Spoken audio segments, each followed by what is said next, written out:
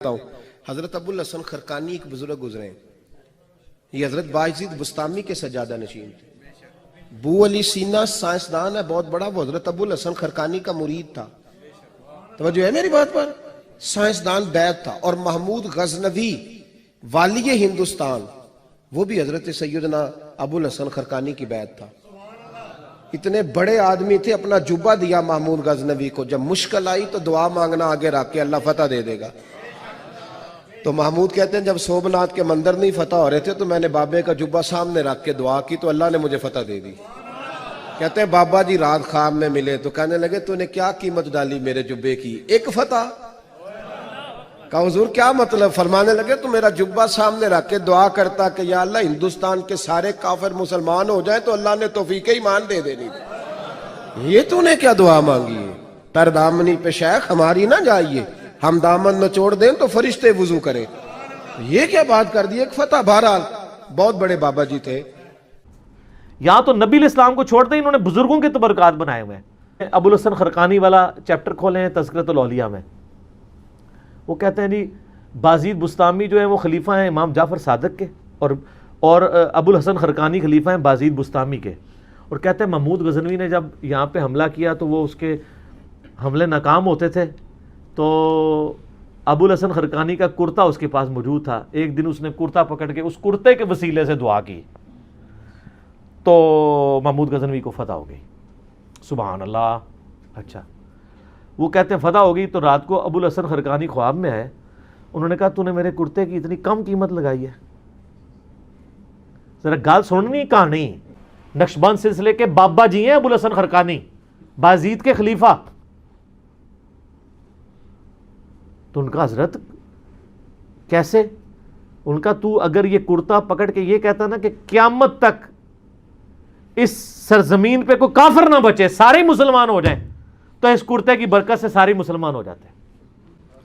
یار یہ اگر کہانی چلتی تھی تو اسما بنت ابی بکر جو کالا تیالسی جبہ نکال رہی ہیں، جو صحیح مسلم میں آتا ہے، تو یہ قادسیہ اور یرموک لڑنے کی صحابہ کو ضرورت کیا تھی؟ قادسیہ میں رسول اللہ کا کرتا لے جاتے اور دعا کرتے، وہ سارے مسلمان ہو جاتے۔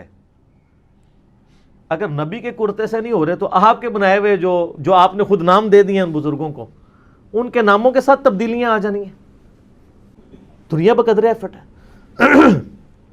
وہ ایک فلاں بزرگ، یہ تو کئی بزرگوں کے بارے میں، ایک انبڑ بندہ چلا گیا، انہوں نے کہا جی میرے پیچھے نماز پڑھنا، دائیں طرف سلام پھیرا سارے حافظ ہو گئے، بائیں والے سارے ناظرہ ہو گئے۔ نبی الاسلام نے تو اصحاب صفہ 155 ان کی تیاری کرواتے تھے، آپ بھی کہتے میرے پیچھے نیت کرو، سجے پاسے سارے حافظ، کھبے پاسے سارے ناظرہ۔ مسند احمد میں آتا ہے غزوہ بدر کے قیدی چھوڑنے کا جو معاوضہ تھا وہ 10 مسلمانوں کو لکھنا پڑھنا سکھانا تھا، تو سجے پاسے سلام کھبے پاسے سلام کیوں نہیں پھیرا؟ سب کہانی ہے۔ اور میں دعوے سے کہتا ہوں جن بزرگوں کے بارے میں دعویٰ کر رہے ہیں ان کو خود بھی نماز نہیں صحیح آتی۔ میں نے کئی لوگوں کی نماز سنی ہے، نماز تجوید کے ساتھ یہ لوگ نہیں جانتے ہیں۔ میں نے ایک پیر کی نماز سنی، 60 سال عمر، اس کے کئی مرید، السلام علیکہ ایھا النبی، وہ پڑھ رہا تھا، بچپن میں یاد کی ہوئی چل رہا ہے۔ ابھی تو میں وہ عین ذال ضاد حا خا وہ اس کے فرق کی تو بات ہی نہیں کر رہا، وہ تو کسی پیر نو آندہ ہی نہیں، نہ وہ کسی مرید نو آندہ ہے۔ میرے پاس کئی لوگ ہیں ہمارے حضرت صاحب کے بیعت ہوں، میں نے کہا آپ کے حضرت صاحب مجھے نماز تجوید سے سکھا دینا، نماز تجوید سے سنا دیں جو خود پڑھتے ہیں، اور صبح شام کے نبی الاسلام کے اذکار اور فرض نماز کے بعد کے اذکار زبانی نہیں، دیکھ کے پڑھ کے بتا دیں، اٹکنا نہیں ہے۔ ترجمہ تو میں نے نہیں سننا، ترجمہ تو بالکل ہی نہیں آتا ہوگا، ویسے تو ترجمہ بھی سننا چاہیے کیونکہ ان کا تو دعویٰ ہے کہ ہم رسول اللہ تک پہنچے ہوئے ہیں، تو ان کو پتا ہوگا یہ کیا دعائیں مانگ رہے ہیں۔ یہ عربی نہیں صحیح پڑھ سکتے، پرونونس نہیں کر سکتے۔ میں ترجمے والی بات ہی نہیں کرتا، ترجمے والا مسئلہ کوئی اتنا بڑا نہیں ہے، اتنی عربی ایک مسلمان کو سیکھنی چاہیے پرونونس صحیح کر سکے۔ مطلب تو ظاہر علماء نے اتنی محنت کی ہے، آپ جتنی مرضی کر لیں، ایک بریلوی جتنا بڑا مرضی عالم ہو وہ یہ دعویٰ کر سکتا ہے کہ میں قرآن کا ترجمہ احمد صاحب بریلوی سے بہتر کر سکتا ہوں، بتائیں؟ تو پھر ٹھیک ہے، احمد صاحب بریلوی نے ترجمہ کیا، آپ پڑھیں۔